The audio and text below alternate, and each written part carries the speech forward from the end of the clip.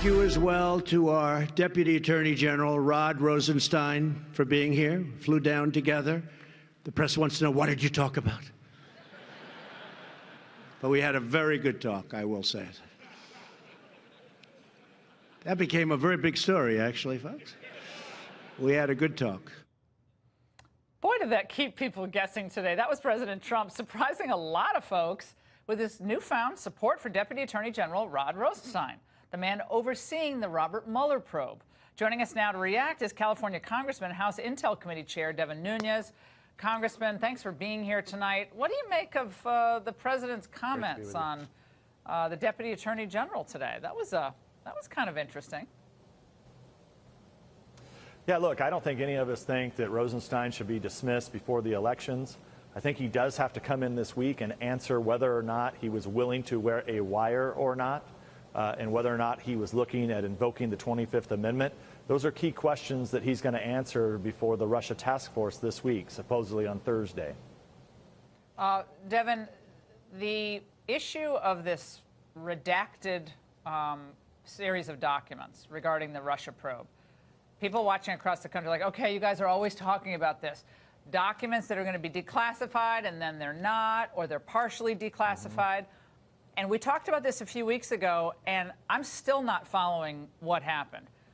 The Deputy Attorney General, with a few others from the intel community, convinced the president, correct me if I'm wrong, not to declassify documents about the FISA warrant against Carter Page and other renewals of that warrant, and kicked it over to the Inspector General, correct? What else do we know about this?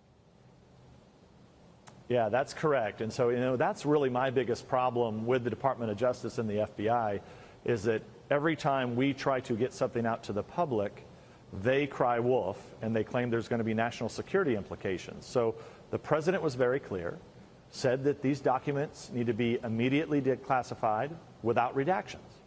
Then what happened is that a meeting occurred that you just referred to, and then suddenly the IG was brought in. Now, my challenge with the IG, I don't have anything against the IG. IG's probably a great guy.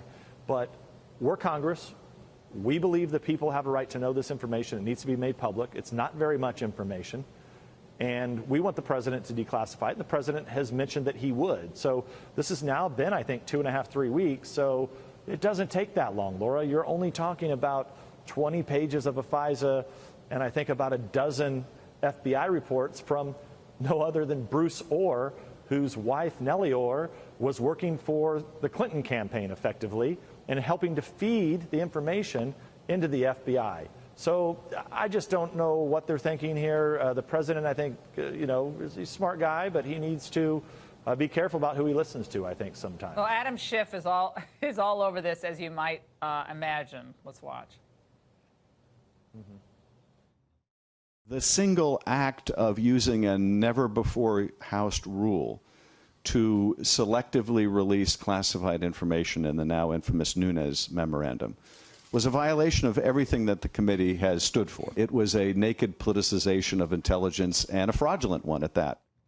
Yeah, he was obviously not talking about that particular issue, but just making it personal, basically, about you. I know you're used to this, and you're in a you're running for re-election, and the Democrats are going to make you out to be the boogeyman here. But at this point, it seems to me that Americans have a right to know what the heck happened and why an American citizen was spied upon using documents that were created at the funding of the president's opponent during the campaign. Yeah, so remember, the entire Democratic Party, and the media, their friends in the media, which is pretty much all of them, except for 10%, and all the bad people from the Clinton administration that were funneling this stuff in the FBI. You've got a dozen people now at the FBI and DOJ who are gone. So everything that we did on our committee, we had to do. We had to make sure the American public knew that this information about what somebody was doing to basically set up a campaign and accuse them of colluding with Russians was really wrong. And, we've now proven that the only collusion that happened was collusion with the Democrats and the Clinton campaign and the Russians. And I'll tell you, I still want to know why nobody's investigating what Russians were the Democrats and the Clinton campaign talking to through Fusion GPS and feeding that information into the FBI. And now we know, that broke last week, and you kind of alluded to it earlier, Laura, that the top lawyer for the FBI, Comey's lawyer, James Baker, was meeting with a top lawyer from the DNC. And, I'm sorry, that just doesn't smell good to me.